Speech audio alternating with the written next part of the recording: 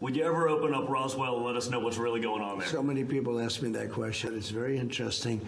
But Roswell's a very interesting place. It was really my experiences as I lived them in research and development of the Army under General Trudeau, Arthur Trudeau. And they drew me back in and put me in charge then and established a Foreign Technology Division for me.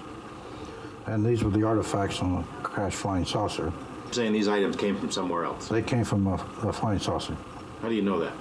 Because they were marked in the files as coming from New Mexico. Roswell? Yeah, it's Roswell. Well, I think some came, it might be another crash, but these came from New Mexico and Roswell especially. I saw the body then. I didn't see UFOs. The UFOs came into the picture later years, 10 years later, for me.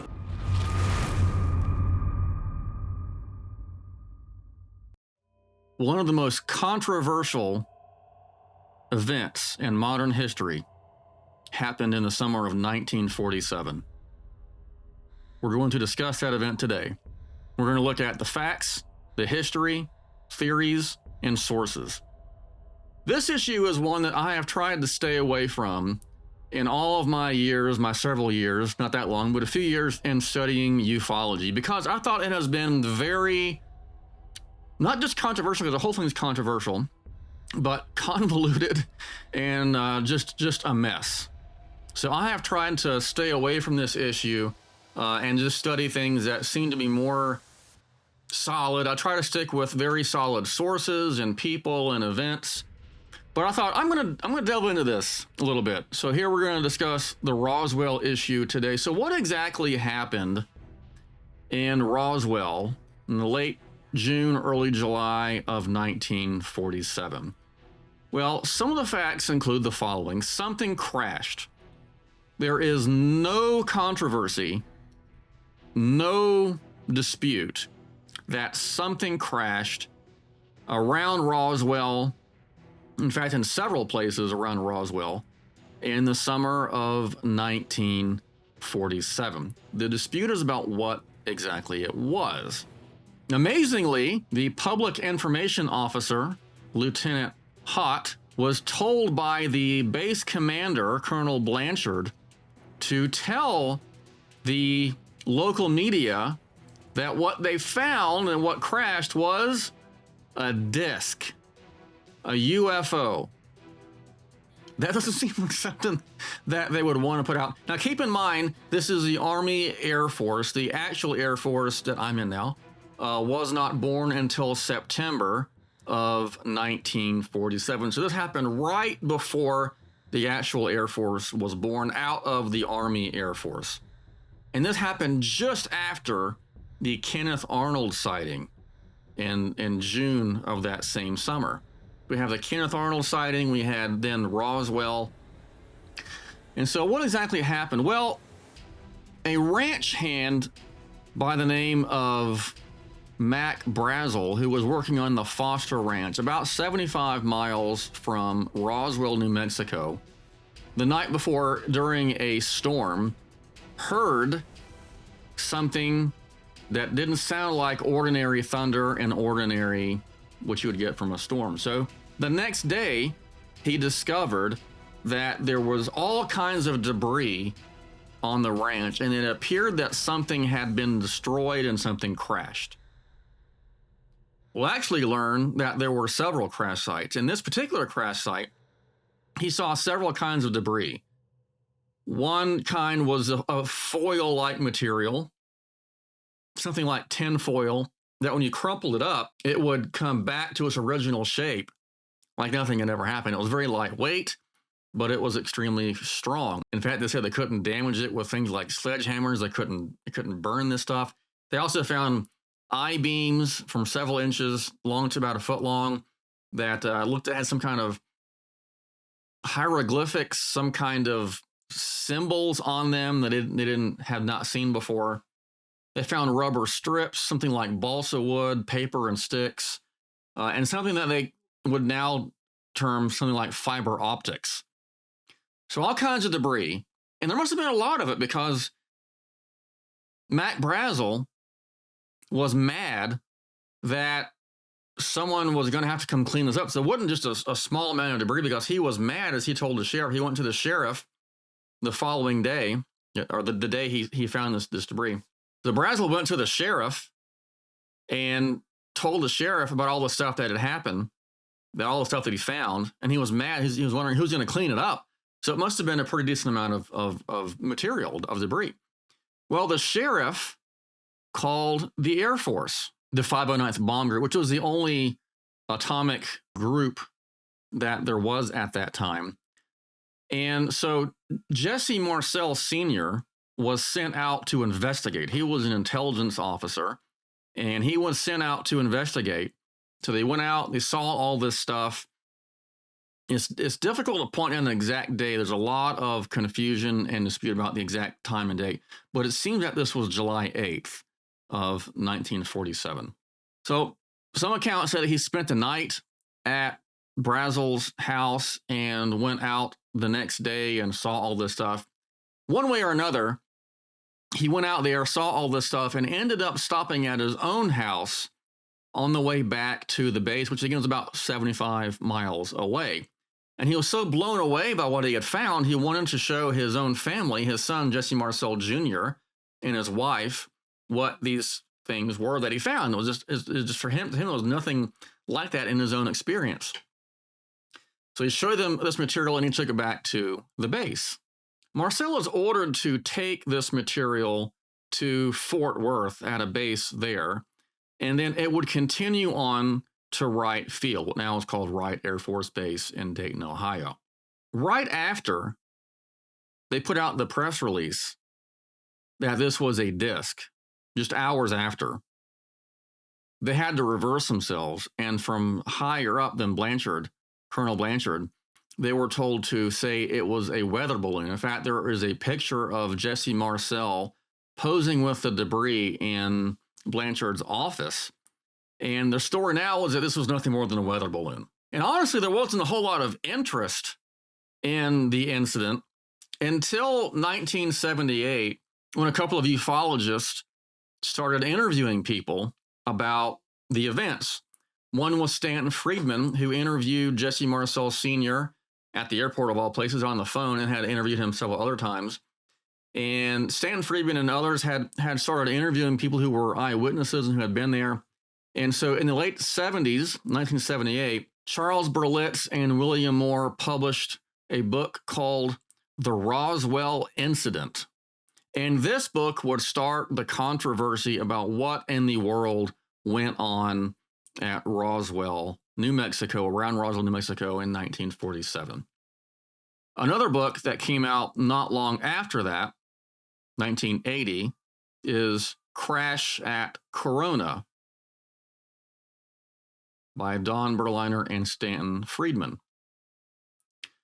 These books and many others like them, many interviews, TV shows, articles, all kinds of things, would hype up what happened at Roswell. In fact, there was a show on Unsolved Mysteries. They ran an episode in 1989 about the Roswell incident. In fact, I just watched it last night on YouTube, and it was very interesting, very well done. But it takes the viewer through all the things that had happened. Now, the story at Roswell gets more and more interesting, with eyewitnesses, a few, and secondhand and thirdhand people being told that not only did this seem to be a UFO, a spaceship of some kind, but that there actually, the term at the time was flying saucer, but that there also were bodies of some sort that were recovered. Most accounts hold that there were 4 bodies, and that one of the aliens, we'll say, was still alive. And the aliens were all described pretty well the same. Their skin color differed from somewhat gray to kind of a light whitish color. But they all said that the heads were bigger, the eyes were somewhat elongated and slanted, very small nose, a slit for a mouth, about 4 feet tall, roughly, 4 fingers in many of these accounts and things like this. And so these stories took on a life of their own over the years, with some claiming to, one person claimed to have been a mortician in Roswell. and said that he was asked by the military if he had small childlike sized coffins. And some will have said that he claims that he also ran a ambulance for the town and had a call that took him to the base that night. And he supposedly ran into a nurse, and she told him to get out of there before they saw who was there. And he claims he was there during the alien autopsy, basically. All this is called into question by researchers who go over this incident. Another interesting aspect of this is the Roswell slide. Good afternoon. A photo has surfaced that a lot of people are claiming is proof that the Roswell UFO incident was real. It's a picture of an alien-type creature, and they claim it was taken in 1947 in Roswell. Who better to check it out than our Roswell reporter, Cheyenne Cope. She hit the UFO museum to see what people there think. Cheyenne. Well, Kim, the picture definitely has people talking at the UFO museum. Well, this week, a never-before-seen picture was released that some people believe is more proof that a UFO did crash here back in 1947. According to Kodak, yes, it is real. It hasn't been doctored. It hadn't been touched. It is from that time period, from the photographers that were in this area in 1947. The photo was revealed at a conference in Mexico City on Tuesday. Someone claimed they found it in a box in an attic in Sedona, Arizona. While a lot of people are calling it just another hoax, it's definitely fueling the debate again over what's known as the Roswell UFO incident.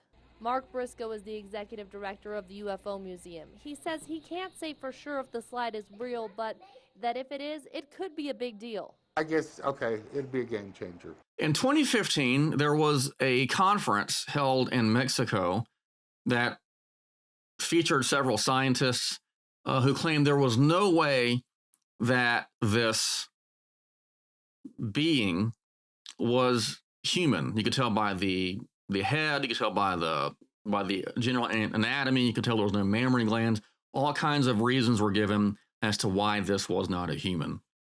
Extensive photo analysis was done on the placard after the conference in Mexico, and it was discovered that the placard, which seemed to have been deliberately blurred, said that the body was actually of a 2-year-old that had been mummified. The scientists recanted their positions and, in the face of the evidence, agreed that what it was actually a 2-year-old child. So there are different theories that explain this, that attempt to explain this. Well, as I mentioned, there were several people who were saying that these were aliens that they saw, and this was a spaceship. So one theory is that what we have at Roswell is a crashed alien spacecraft. And this is one of the major theories of what happened at Roswell. In fact, as late as this summer in 2024, in the summer, I believe it was June, Lou Elizondo, who was a central figure of new, now they call UAP, unidentified aerial phenomena, instead of UFO, studies, has said in his book, Imminent, that Roswell really was a case of a crashed craft. And we have had crash retrieval programs ever since then, and have also discovered other alien beings as well. So one theory is aliens. Well, another theory, because the Air Force came right out after this, was to say that what had really happened and what really fell were nothing more than weather balloons. Now, Jesse Marcel claims that he would have known the difference between a weather balloon and what he had noticed. In fact, a very interesting book written by his son and his son's wife, called The Roswell Legacy, details what happened the early morning hours, which is disputed as to what time it was, when Jesse Marcel Sr. brought the debris to Jesse Marcel Jr. and Jesse Marcel Sr.'s wife to show them, and what had happened after those events as well. Marcel, he claims, as well as his son, claims that he was, because he was an intelligence officer, would have been well acquainted with weather balloons. Well, given all of the attention that Roswell has garnered over the years, in 1994, a congressman called on the Air Force to do an investigation of all this, and ultimately he got the General Accounting Office to do just that. But the investigation was mainly about documents, not so much what really happened, but what do the documents say? And in 1996, the Air Force came out with this document, the Roswell Report, Case Closed, which explained that it wasn't really a weather balloon. It, in fact, was a spy balloon, part of Project Mogul, to spy on the then USSR to see when they were doing atomic testing.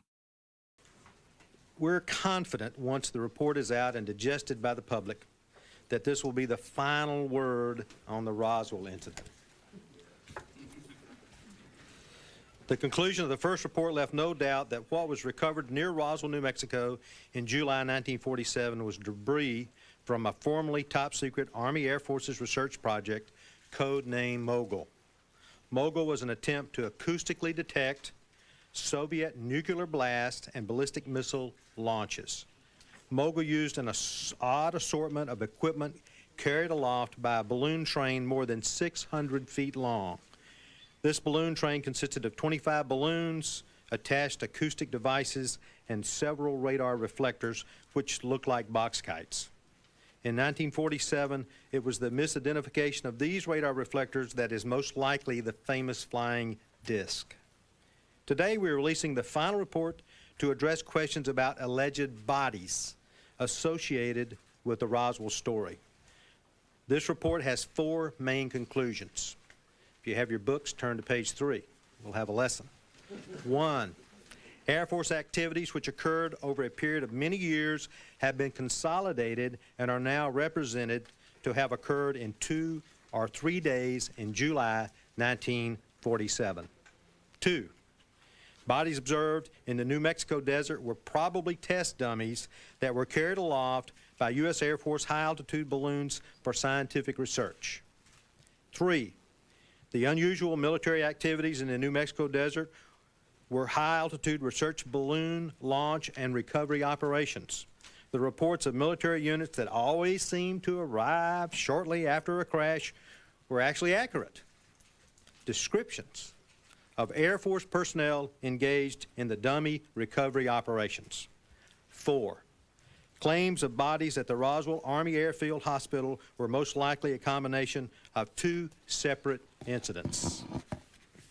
1 was a 1956 KC-97 aircraft accident in which 11 Air Force members lost their lives, or a 1959 manned balloon mishap in which 2 Air Force pilots were injured.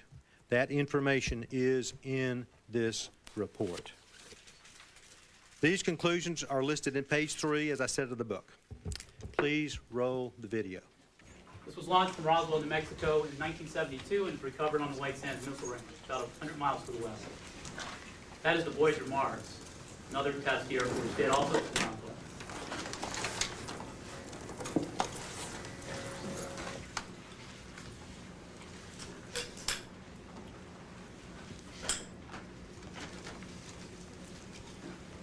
Where's the bodies?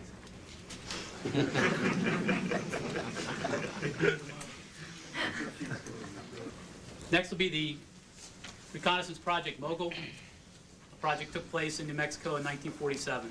This is some equipment associated with Project Mogul. There's the famous box kite that became the famous flying disc. The weather balloons that were on the balloon train.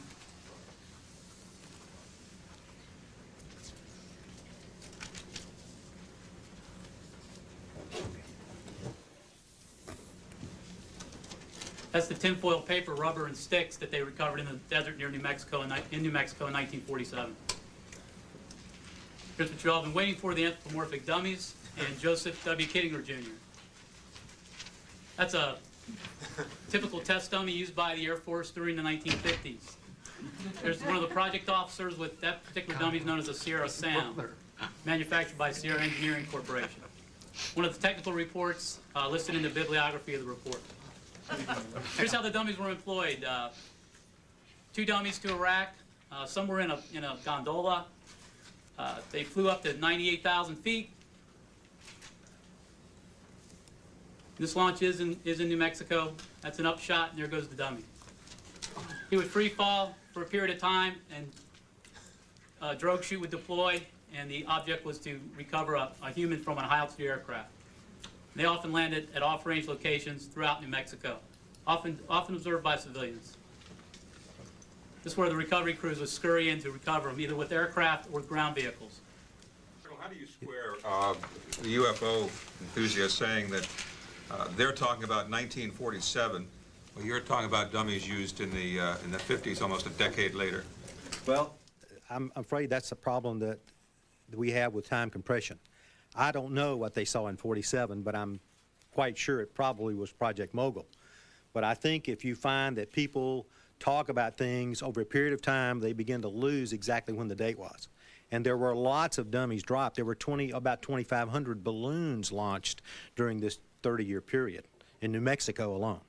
UFO groups excuse me, sir. Does the Air Force regret not declassifying some of this information sooner rather than just the last few years? Great question. Nothing in here was ever classified. In the first report, everything was classified in the 70s. Yes, ma'am. Let me just clear up two things that you sort of brushed over quickly. Number one was the time frame that people are going to say, but this is 10 years. How could they possibly make a mistake on the 10 years? And number two, you said it was never classified, and yet why didn't people at the time say, well, my goodness, we were having dummy tests, this explains the answer? Well, the dummy test, actually, you need to get the book. Actually, you need to look in here. If you look in here, you'll find there are a couple of things in which the dummy tests get lots of media attention. But let me tell you that I don't know why they can't associate that time period. I'm sorry, I just don't have any information for that. All I know is what the Air Force did, and that if you overlay much of their claims and you look at the Air Force scientific research, you can see it's obvious that what we're talking about at Roswell, and I don't mean Roswell in 47 because that was Project Mogul. That was unmanned. I want to make that very clear. And that's the first report. But over that period of time, dummies were dropped all around there. And I think it's logical to assume that the people there saw Air Force ambulances come out, they saw gurneys come out, they saw body bags come out because the dummies were put into body bags to protect them.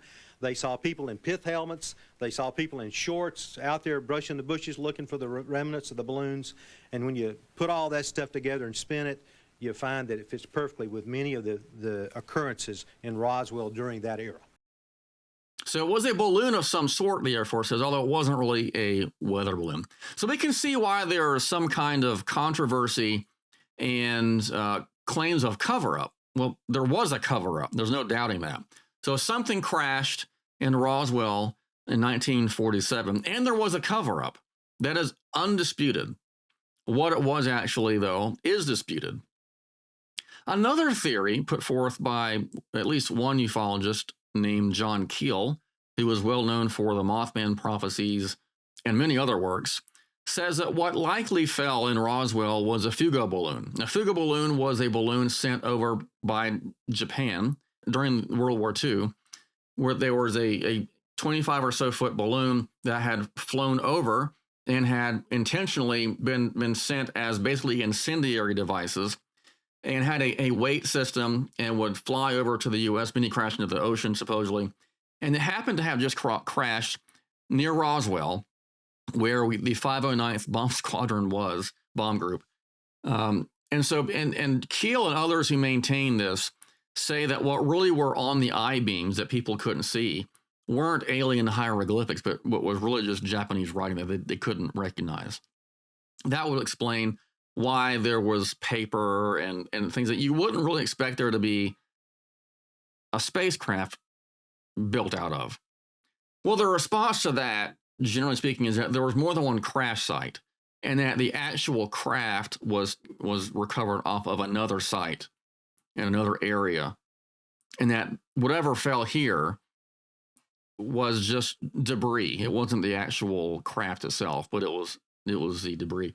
In fact, in this book, The Best of Roswell, you can read many good accounts of people, one being Keel's notion of the Fugo balloons, which is argued against by Stanton Friedman, and other articles that are very good. Jerome Clark, who's a very well-regarded UFO historian, talks about the cases at Roswell and goes back and forth with these various theories. Another theory is that it was a cover-up to protect U.S. military assets. This would be something akin to Area 51, where the CIA had been testing out U-2 spy planes and would use the UFO story to cover up what actually was going on. That Richard Doty would say, he's an Air Force agent for the Air Force Office of Special Investigations, said they would use these kinds of UFO stories to cover up our own technology. And it's possible that that's what was going on at Roswell, around Roswell at this time. One of the main works that has stirred up a lot of controversy and become very, very popular is The Day After Roswell by Colonel Philip Corso. And it is an important and interesting book because Philip Corso did have very powerful connections and posts as a military officer, even working at the Pentagon. Now, he claims to have not only worked at the Pentagon, but to have worked on the Roswell case itself and to have seen the bodies of aliens that were being kept in storage. He has a lot of very fantastic stories, and because of his position, he is regarded as a very good and trustworthy witness. His stories are refuted by Joseph Alexander, a scientist who is around these kinds of areas, like at Los Alamos, had his own military contacts and was very high up in very many important roles himself, calls into question Corso's accounts, not because of not regarding his military service, but just the claims he makes. He has an appendix in that book, UFOs, Myths, Conspiracies, and Realities, where he lists a number of alleged discrepancies with Corso's claims. Given all of what he says, Alexander calls into question the ways in which Corso describes the advancement of alien technology that we were supposed to have gotten from the aliens and the spacecraft and developed our own systems such as night vision and various things like that. And Alexander challenges those beliefs and those arguments in that book himself. So books like The Roswell Incident, The Crash at Corona, they are good books if you want the point of view that what we have is an alien spaceship crashing. Okay. One book that's very skeptical of that, that's put out by the Smithsonian, I know it's put out by the government, the Smithsonian, or government-esque organization, is UFO Crash at Roswell. And what this book tries to do is argue that what we have are all these stories that have come out about Roswell over the years and have developed a myth. It's kind of an anthropological study about how myths are made, and it talks about Roswell as an example of that. But the authors there talk about how there really wasn't a crash at Roswell, but what happened was we had these eyewitnesses and these secondhand accounts, and this myth had developed over time, over several decades, that eventually led to this modern myth of a spaceship crashing, these aliens being there. And the Air Force's investigation and report and book talk about the aliens as well. And they say that what the people saw were anatomical crash test dummies. In other words, there were dummies that looked like human beings, had the same anatomy to test them. And of course, there are arguments on both sides of that. One says that these tests didn't happen until 1953, so they were too late to really explain the data at Roswell. And others say, no, this is really what people saw was just these test dummies. One work that I think is very important and interesting in this discussion is Roswell in the 21st Century by Kevin Randall. Randall's book is recommended by Jerome Clark, who again is an important and very well-attested historian of ufology. He follows in the footsteps of J. Allen Hynek at Center for UFO Research, at Center for UFO Studies. And he's well regarded. And so when he said, this is a good book that came out in 2016, I got it and I just finished reading it for this discussion here. Randall has he's in a lot of documentaries. He's well regarded by other people, and he's very level-headed on this topic. He is not adamantly against the extraterrestrial hypothesis, but he's not head over heels for it either. In fact, in the end of his book that I just mentioned, he says that he tends to move away from the ET hypothesis. Rendell is careful to note in his closing chapter of the book what we know, what we think, and what we can prove. And he tries to give the best arguments on both sides. This is a good book if you're just getting into the issue. And he says, we just have the stories told about the bodies, few of them told by firsthand witnesses. Those who have claimed to be firsthand witnesses have nothing to prove they were there or that they saw anything extraordinary. Should be they have no diaries, no journals, no letters from that time, which would add a note of credibility to what they have claimed. This is not to mention that many of those who originally claimed to have seen bodies have had their credibility challenged. And he explains that people who say they were one place weren't there, or they make contradictions, or some things. For example, Lieutenant Haught made a lot of contradictions in his later documentary. He came out offering to Randall eyewitnesses to talk to, and one after another, they would become more and more convoluted, more and more contradictory, more and more impossible to believe given what they were saying. Not because what they were saying was so outlandish, but because they literally were disproven based on other facts. He continues, some of them have been caught in forging documents, changing the story to fit the new evidence as it is uncovered, and making up their involvement. There are no solid first-hand tales complete with some form of documentation. All we have are the tales, often with no corroborating testimony to go with it, or that all those who might have seen the same thing no longer available for interviews. The bottom line on this, he says, is that while it might be intriguing, there is no evidence that it is true other than the testimonies offered. No matter what we think might be true, we can't prove any of it. These tales are exciting, but in the end, that is all they are, tales. Regarding the Air Force's report and book, he says, in the end, the Air Force didn't supply much in the way of enlightenment for the Roswell case. All they did was show that they had an interest in it, but interest was only in explaining it away and not learning what had happened. There are, in fact, he says, lots of these stories now in circulation, and it is difficult to keep them all straight. In the aggregate, it seems to be an impressive amount of testimony, and there seems to be no reason for anyone to invent a tale and assign it to a deceased relative. But in the end, that is just what has happened. Much of it is just secondhand testimony that does little to advance our knowledge. It contributes to what we think, but does nothing for adding proof to the Roswell case. This does show, however, what we think based on all that testimony. There were 3 sites. There were bodies recovered. And the military, with elements of the government thrown in, orchestrated a cover-up that persists to today. It is unfortunate that none of this can be proved because there simply isn't any authentic documentation for these beliefs. If we remove the secondhand testimony, then we are left with very little. So the Roswell event was very interesting. Something did crash. Nobody disputes that. What it was is what's in dispute. It was not a weather balloon. That is admitted now by the Air Force.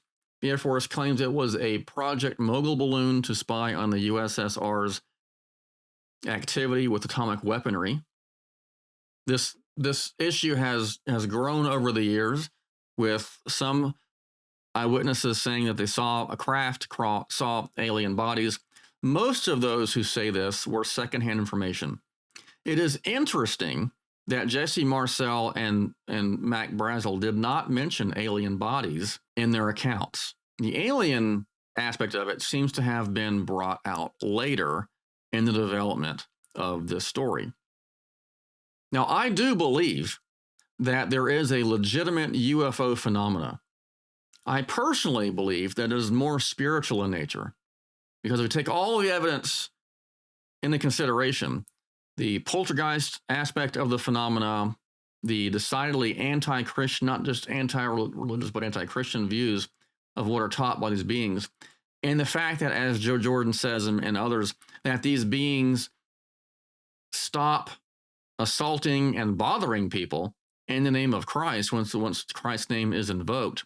All the data, and along with the issue that these craft seem to do things that cannot be explained through the ordinary understanding of physics.